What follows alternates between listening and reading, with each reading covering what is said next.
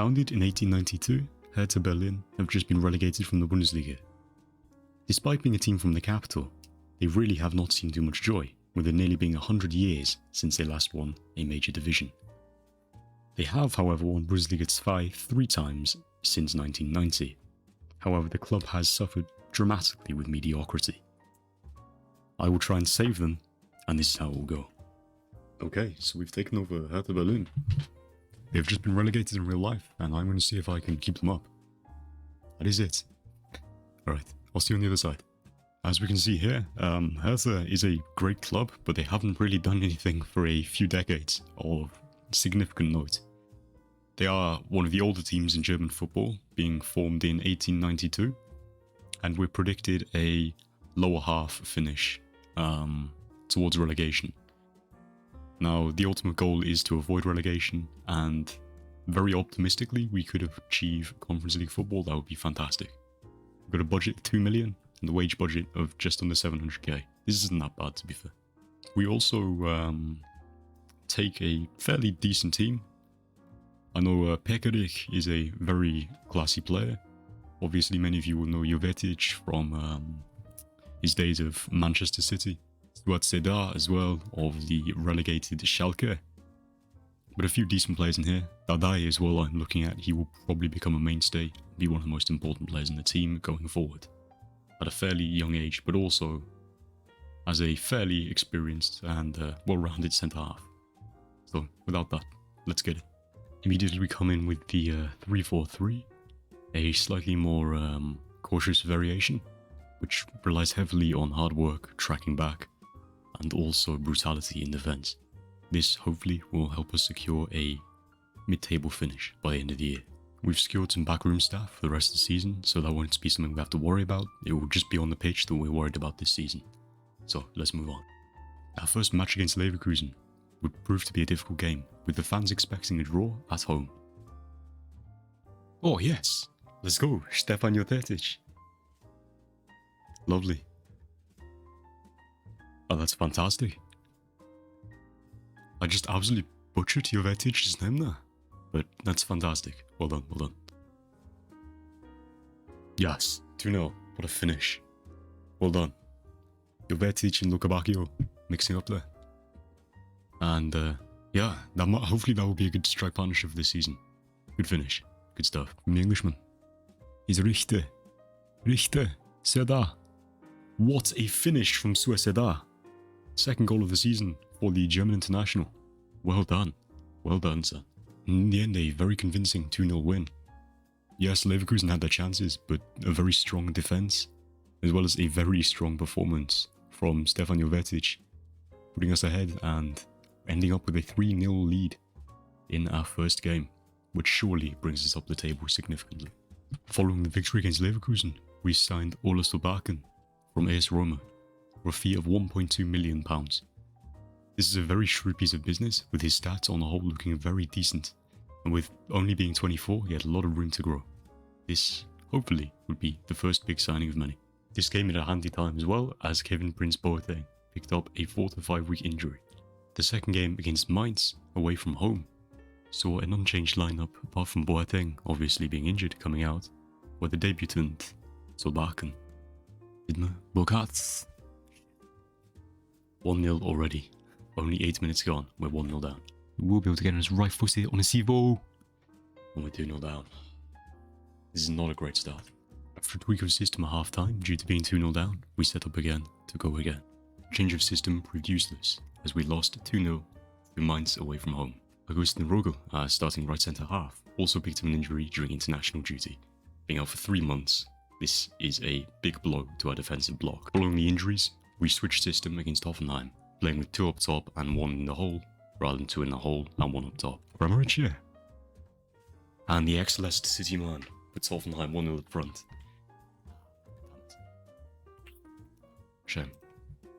Pekarik finds Lukabakio, and that's an equaliser. Well done. Good counter. Following poor performances from Solbakken and Niederlechner, we switched system to a true 3-4-3. Mittelstadt with a really shit clearance. It's Kramaric again, and that's a fantastic finish. It's get a second hit again. Following another defeat to opposition that we should be beating, it became apparent that the system must change. The 3-4-3 in various variations was clearly not working, and it was time for something new. The following game against Sport Club Freiburg saw a switching system to a midfield 3 with 2 up top, with more of an emphasis on counter-pressing in the midfield after losing possession. Luca Bacchio takes around Mark Flecken and scores his 3rd goal of the season, 2nd in 2 games from the Belgian international. Well done, good stuff. Niederlechner turns, shoots, and scores against his former side. Florian Niederlechner, with the agility of a 20-year-old at age 33. Well done. Well done. The change in system proved very successful, beating the men from the Black Forest 2-0 at home, with almost everybody performing very strong. Haver. Horsby. God, what a goal. What a goal. There again. Danny Olmo, the back stick. Not as far as Luca Gvadio. Gvadio, the Lima. Viljoba. Horsby. What's in on his right foot? And Christensen is beaten his near post. Oh. On the corner. Looks wide, and that is Andre Silva. Grabbing the 3rd of the game, and it's over. RB Leipzig have completely annihilated us within 70 minutes, 3-0. Following the embarrassment to Leipzig, we were also kicked out the DFB Pokal by Wolfsburg, despite winning at half-time. A very disappointing result. An injury picked up by Kempf saw Pekarik covering at right centre half, with John Joe Kenny coming in at right wing back. It also saw a rare start for Marco Richter, who comes in for his first start in the league. Latnat. Removic scores. Fantastic.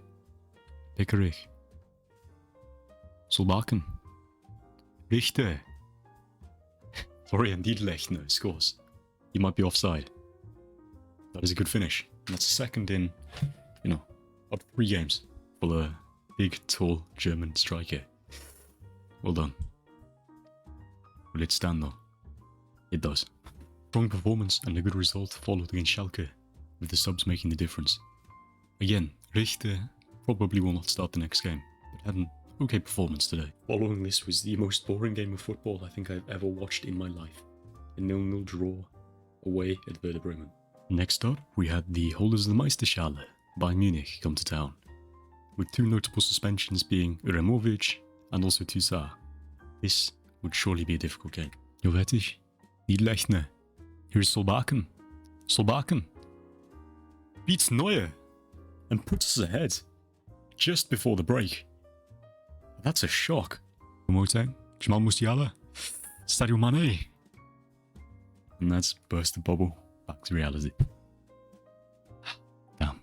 Despite conceding a late goal, which was disappointing, this was still an absolutely fantastic result. A late Gil Diaz goal away at Stuttgart saw us, despite dominating, leave empty-handed. The final game before the World Cup break came against Köln. Schmitz, Selke, and Köln take the break just before halftime. Following this, a shift in system at halftime came. Schmitz, Admian, 2-0. Sparta marked improvement in the second half. Poor performances in very key areas let us down today, and the first half of the season comes to an end. As of present, we are 11th place. This is a improvement from where they were in real life at this time of the season. If you'd like to see kind of more of this stuff, or just me finish the season, then give us a shout. It's a bit of a random video I made, but, it might be fun. I know I can definitely improve this style of video. It might be better as a whole to just do this as an entirely past tense, rather than kind of giving reactions to individual goals and stuff, but, that's that. And, yeah, that's the video. Right, see you. No stuff.